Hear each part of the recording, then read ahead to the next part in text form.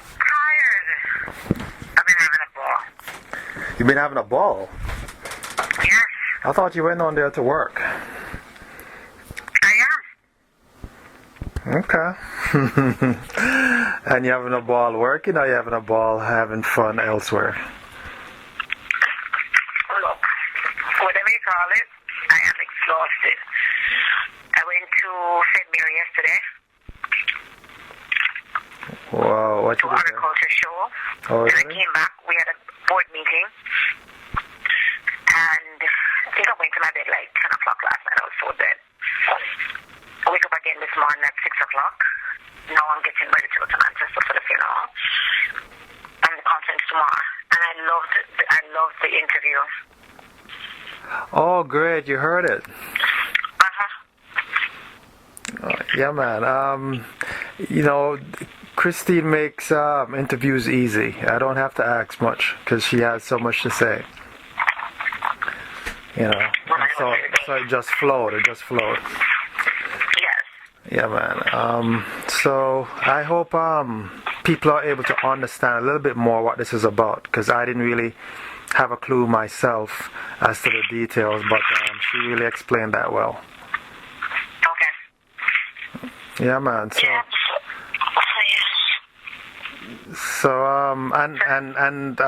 Those pictures, I like those photos. I didn't see them before on our page. That was from the Connecticut function.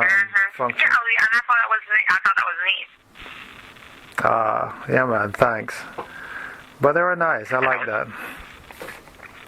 Thank you. She seems to be wanting to, really a woman on a mission, wanting to bring more awareness to everybody else, not just to herself. So that is very good. And of course, she seems to be very, very thankful for the support from people like you, and I guess others. As just trying to explain to me how fighting for disabilities came about. I guess the entity or the group.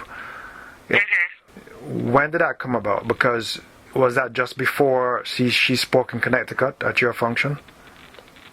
Yes, it was when she told us that Nathan had regressed. And so what we decided to do was create a group on Facebook that would allow her to hear what she's doing and then go out to the masses. And maybe they would sign on for information. Then you find out there was a lot of social workers, people who have dealt with people with disabilities. So it became a very good network for her. Yeah. But the timeline I'm trying to get, Karaine, if you don't mind, is that Nathan had regressed and you created the group prior to her speaking in Connecticut. That's what happened? Or it happened at the same... That was prior to, right? That was prior to, yes, the group. Okay, the group was created prior to. The group was just a conversation that I had with her. Then I contacted, while I was on Facebook, Carol Bose out of Toronto, who's a very good advocate, and Marva Luttibodier. So we were all on Facebook, and we said, you know what, we need to do this. And so the page was just created. There was no thought behind it. We just knew that we needed to reach out to the masses to support. And it wasn't support that we need, financial support. We just needed people to be aware of what happens to children when you have limited resources. And Christine had the resources that they gave her 2 years prior, how to take care of Nathan. But if you don't add on to it, then the child is going to regress, or the child just stays where they are. So we wanted to see if we could find other people who could support her. So it was more for emotional support that we were looking for versus financial or anything else, but just so she could have... there's a woman up there praying for all. She is, I think she's a social worker in Florida. But there's all these other people that came aboard and shared information, and so she got information that she needed. She got support that she needed. She just got the love that she wanted. And as her friends, we felt that we could not support support her. We just did not know what else to do. So when you don't know what else to do, you just reach out. You know what I'm saying, Trey Khan? And somebody pick up. And, you know, then she used that whole village mentality. Now she wants to share, this is why the free part of the Expo, where now people who have children with disabilities can now come and see that, look, there's a physical therapist here, there's a dentist that deals with children, there's a, you know what I'm saying? Because before they were all disconnected, so now there's a connect. Okay. And that part of the Expo is going to be free to the public so that they can come in and get the information that they need.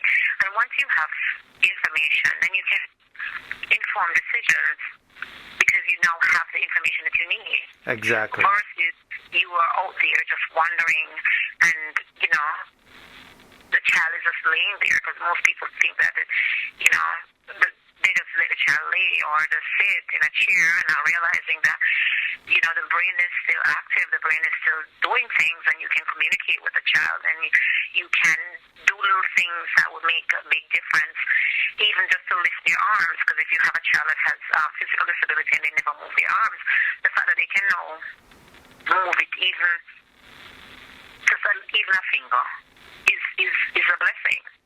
Right, it's progress. Yeah, we're not looking for big things, you know, you're looking for people to get up and move. We just want just a little changes that creates such a big impact. Because if let's say, for instance, if you had a child that never even you moved it, you know, like if you say good morning or hi sweetie or whatever, and they never responded, but now they blink their eyes, let me know. Wouldn't that break you down?